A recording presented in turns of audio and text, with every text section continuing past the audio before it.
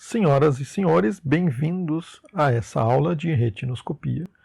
E hoje eu vou apresentar, na prática, como fazer a retinoscopia nos pacientes.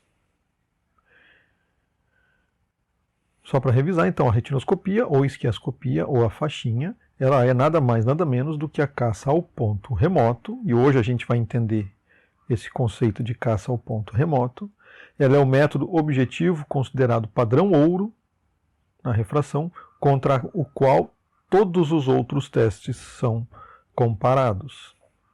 E são dois conceitos importantes que a gente precisa entender, além da caça ao ponto remoto, que é a distância de trabalho e as características da faixa, velocidade, brilho e largura. Isso a gente vai ver daqui para frente.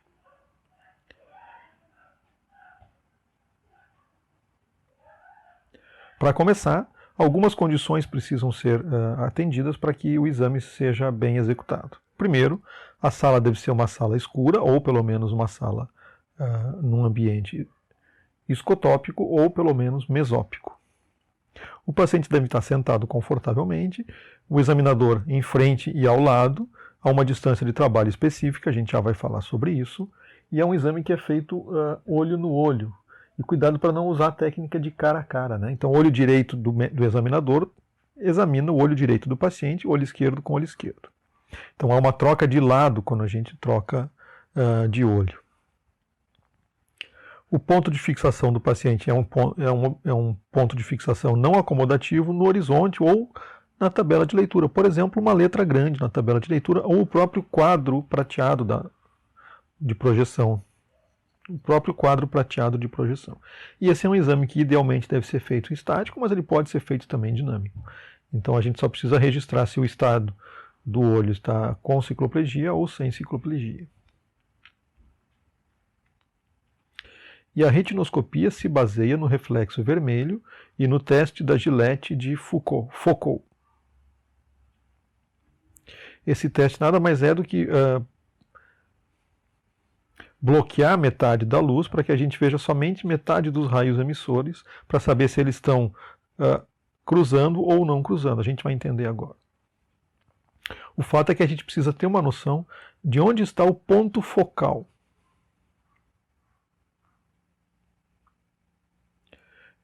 Nessa condição, quando a gente ilumina as pupilas, quando a gente ilumina a retina do paciente com a luz do retinoscópio, por exemplo, com espelho plano e com a luz paralela, a retina é iluminada, a luz reflete dentro da retina e é projetada de dentro do olho para fora, e essa projeção, que a gente percebe como reflexo vermelho, na verdade vai estar carregando junto a informação do estado refrativo do olho, e ela vai ser convergente, divergente ou plana. Num paciente emétrico, essa projeção ela é focada no infinito. Mas para a gente entender um pouco mais, a gente precisa entender onde está o ponto focal, se ele está no infinito, se ele está antes ou se ele está depois. Então imagina a pupila do paciente emitindo uma luz, seja ela convergente ou seja ela plana, ou enfim, que ela vai formar de alguma maneira um ponto focal, seja no infinito, seja mais perto. Se eu utilizar aqui o Foucault usava uma lâmina de Gillette, mas se eu usar algum objeto em que eu consigo dividir essa luz e bloquear a metade dela, eu vou ter a metade que pode estar convergindo ou divergindo. E esse sentido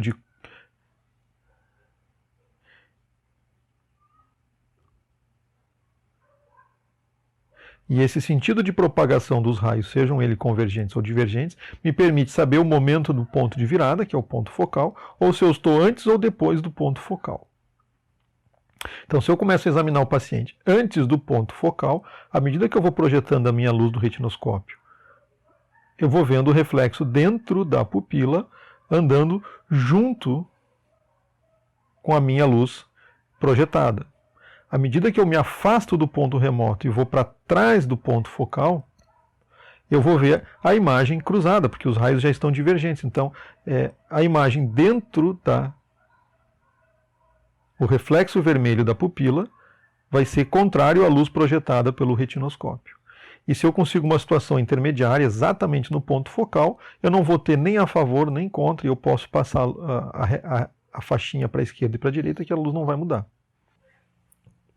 Se eu estou vendo o reflexo a favor, significa que eu estou na frente do ponto focal, e eu preciso, portanto, colocar lentes positivas para trazer o ponto focal até a posição que eu estou. Ou eu me afastar até localizar o ponto focal. De maneira inversa, se eu estou vendo o reflexo da retina contra, significa que eu estou atrás do ponto focal e eu preciso colocar lentes negativas para empurrar o ponto focal até onde eu estou. Ou eu preciso me aproximar para localizar exatamente a posição do ponto focal. Por isso a caça ao ponto focal ou ao ponto remoto. Notem que quanto mais longe eu estou do ponto focal, mais difuso e mais espalhado é o reflexo, e quanto mais perto eu estou, mais focado é a faixinha. Então, de acordo com o tamanho do brilho e a velocidade que eu tenho da faixa, eu consigo saber se eu estou perto ou se eu estou longe do ponto de neutralização. Isso seria ótimo e perfeito se esse ponto focal estivesse no infinito e a gente estivesse examinando o paciente da distância do infinito também, o que não é realidade na prática. Na prática, nós utilizamos, a gente tem os raios do paciente, a gente utiliza uma lente convergente que vai me dar um ponto focal na distância conhecida, que é a minha distância de trabalho. Então, essa nova distância focal provocada por uma lente que eu sei qual é chamada de distância de trabalho. E ela é baseada na fórmula de D igual a 1 sobre D, e se a minha distância do braço é de 67 centímetros, a dioptria ou a distância de trabalho é de 1,5. Esse é o número de referência. Se eu começo a trabalhar com o braço mais curto, a minha distância de trabalho vai ser 2, ou maior ainda. Se eu tenho o braço muito comprido e trabalho mais longe, a minha distância de trabalho vai ser, por exemplo, mais 1. E se eu estiver no infinito, a minha distância de trabalho vai ser 0. Então vamos ver como é que funciona a localização do ponto remoto na hemetropia. Se eu estiver no infinito, eu vou ver a pupila nem a favor nem contra, e eu sei que eu estou com hemetropia. Mas se eu tiver com uma distância de trabalho de 67 centímetros e conseguir neutralizar os raios e conseguir neutralizar o ponto remoto com 1,5, significa que eu estou na hemetropia, porque o mais 1,5 que eu encontrei nas lentes, menos 1,5 que é a minha distância de trabalho, vai dar hemetropia. Da mesma maneira, eu vou conseguir neutralizar mais 3, com mais 3 a 33 centímetros, significa também que eu estou na hemetropia. Por exemplo, na hipermetropia. Imagina que eu neutralizo um paciente no infinito com uma lente mais 1, significa que ele é mais 1 esférico. Agora, se eu neutralizo esse mesmo paciente com uma lente de 2,5 a 67 centímetros, na verdade significa também que ele tem mais 1, porque esse 2,5 deve ser descontado da minha distância de trabalho, resultando ainda mais 1. E o mesmo paciente, se eu neutralizo ele com mais 5 a uma distância de 25 centímetros, significa que eu tenho mais 5 e 4 da distância de trabalho, portanto, a dioptria do paciente é mais 1 também. Agora, como é que funciona a localização do ponto remoto na miopia? Quando eu neutralizo um paciente com uma lente plano a 67 centímetros, significa que ele tem, na verdade, 1,5 de miopia, porque é a lente plana menos 1,5 da minha distância de trabalho. Ou, quando eu neutralizo com uma lente de mais... Porque quando eu neutralizo com uma lente de mais 1,5 a 67 centímetros, eu tenho hemetropia, né? Agora, por exemplo, se eu neutralizar esse paciente sem lentes nenhuma a 20 centímetros, significa que ele é um míope de 5, porque eu tenho 0 da lente de neutralização menos 5 da distância de trabalho, vai me dar 5 dioptrias. Então a gente sempre vai ter a lente que a gente encontra para neutralizar o reflexo, e a refração do paciente vai ser aquela lente menos a minha distância de trabalho. E a gente sempre fala no resultado final já com a distância de trabalho descontada. Eu nunca falo o valor que eu achei na lente de neutralização, porque ninguém vai saber qual é a minha distância de trabalho. Então eu já anoto e registro e penso e uso sempre a lente do paciente, não a que eu encontrei na neutralização. E nós estamos falando da caça do ponto remoto, na hipermetropia, na miopia e na emetropia, em que os dois eixos ortogonais entre si, os dois meridianos são neutralizados por dois eixos ortogonais entre si e iguais, essa é a característica. Quando eu tenho diferenças de eixo, eu tenho astigmatismo. E a caça ao ponto remoto no astigmatismo, ela é igual. A única diferença é que eu vou ter que fazer a neutralização nos eixos e nos meridianos, cada um individualmente, e depois compor a lente cilíndrica, como a gente já viu em outra aula, e a partir daí tirar a refração do paciente. Por exemplo, quando eu neutralizo com a faixinha a 90 e encontro mais 4, e quando eu neutralizo a 180 e encontro mais 4, esse paciente é um paciente de hipermétrope de mais 4. Mas se no eixo 90 eu achei mais 4 e no eixo 180 eu achei mais 3, esse paciente, na verdade, ele é mais 4 com menos 1 a 180. Ou mais 3 com mais 1 a 90, é outra maneira de escrever, com cilindro positivo, qualquer uma das duas está correta. Mas o fato é que esse paciente tem um astigmatismo. A grande dificuldade ou o grande erro no astigmatismo é que muitas vezes os eixos dos pacientes não são a favor ou contra a regra e são oblíquos. E quando a gente tenta neutralizar um eixo com a faixinha fora do eixo, a imagem ela vai estar desencontrada, como na imagem azul aqui. Isso significa que eu estou neutralizando fora do eixo. Eu devo rodar a minha faixinha para acompanhar a imagem dentro da pupila. Então, na imagem azul aqui, provavelmente o estudo que eu estou fazendo é 90 a 180 e eu devo rodar o meu retinoscópio para alinhar com o eixo 45 135. E aí sim fazer a neutralização no eixo correto. Lembrem-se que as lentes esféricas, na verdade, e as esferocilíndricas, na verdade, devem ser entendidas como uma composição de duas lentes cilíndricas e elas têm que ser localizadas nos eixos e meridianos respectivos. Então, uma vez entendido esses conceitos, a gente pode dividir a retinoscopia em 3 etapas. Primeiro, encontrar os eixos perpendiculares entre si, nem sempre a 90 e 180, às vezes oblíquos. Desses dois, encontrar o mais positivo, neutralizar o mais positivo, e a diferença, que é o astigmatismo, é o outro eixo, está no outro eixo. Então, basicamente, a gente tem aqui o olho, eu consigo passar a minha faixinha quando eu estiver passando. Eu tenho aqui algumas condições de refração. Aqui a simulação de como os meridianos e os eixos vão estar focados na retina, qual é o poder da esfera, do cilindro e do eixo. Aqui eu tenho a fórmula da lente esferocilíndrica, seja ela com cilindro positivo ou com cilindro negativo, e a minha distância de trabalho, por exemplo, 67 centímetros, uma dioptria e meia. Aqui eu tenho o sentido de varredura. O efeito do cilindro é perpendicular ao seu eixo, então aqui eu estou varrendo a 180, o efeito a 180, porque o eixo é 90. Então, o efeito 180 tem eixo a 90. E o efeito a 90 tem eixo a 180. Eu também posso ter eixos aqui no simulador oblíquos, né? Mais ou menos oblíquos.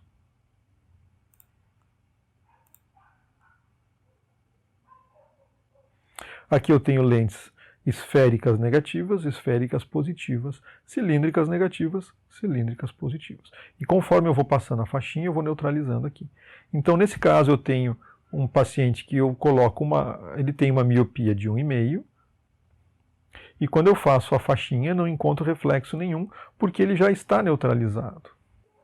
Numa hipermetropia, eu tenho um poder refrativo do olho muito fraco ou um olho muito pequeno, em que eu tenho o foco atrás da retina.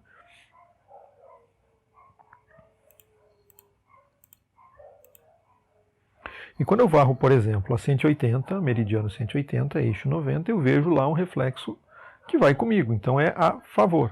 Eu tenho que colocar lentes positivas e assim será. A favor, a favor, a favor, a favor, a favor, a favor, a favor, a favor, mais perto, a favor, estamos chegando, neutralizou, contra, realmente passei, 2,50. Mais 2,50, portanto, registro mais um meridiano, efeito 180.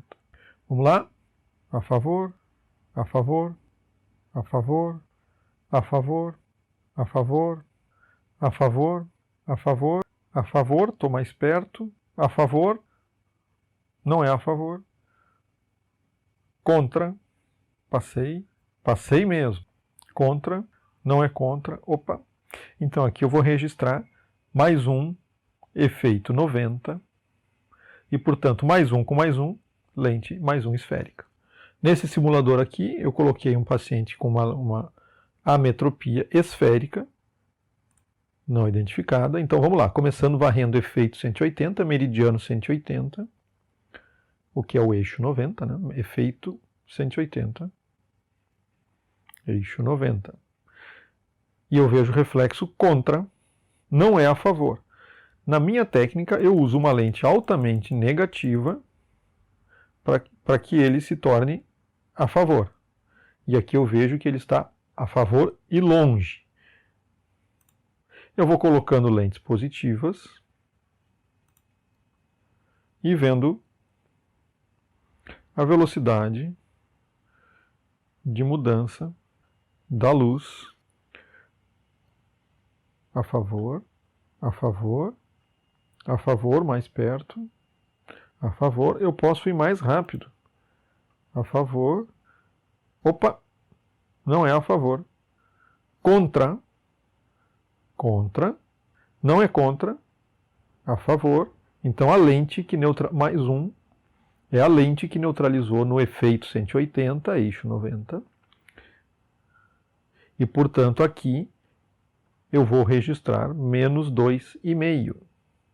Rodo a faixinha 90 graus e vejo que continua neutralizado, menos 2,5 também no meridiano efeito 90. O paciente é menos 2,5 esférico. Aqui eu tenho um caso um pouco mais realista, em que eu não sei quais são os eixos nem os seus valores. Quando eu passo a faixinha, eu vejo que ele é a favor, que eu estou longe e que ele não está alinhado. Eu rodo a faixinha e vejo que não está alinhado, eu preciso de um alinhamento. Os dois são a favor, vamos alinhar. Primeira coisa, a gente precisa alinhar. E eu vou rodando e vou testando, ainda não. E como ele é a favor, é mais ou menos essa posição. Então eu posso colocando lentes a favor aqui e eu vejo que ainda não. Eu vou acrescentar um pouco mais e vou rodar um pouco mais o eixo e vou acrescentar mais positivo. Estou chegando perto. Eu vou colocando lentes positivas.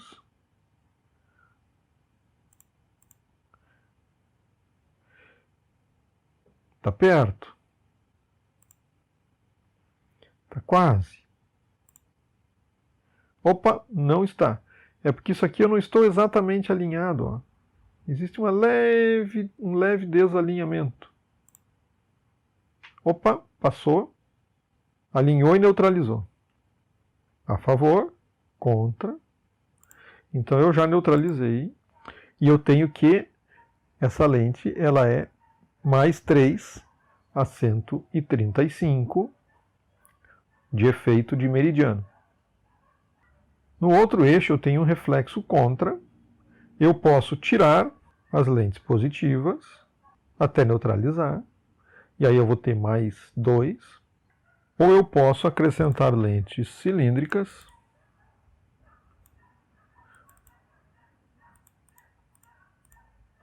no eixo e neutralizar a favor, neutralizou, contra, neutralizou. Então eu tenho aqui uma lente que ela é mais 3 com menos 1 a 135.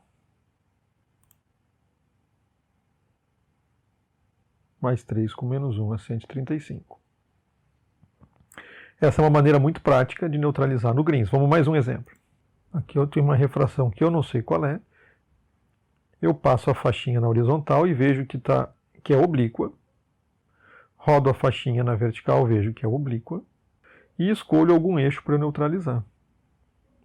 Ainda oblíqua, ainda oblíqua, oblíqua,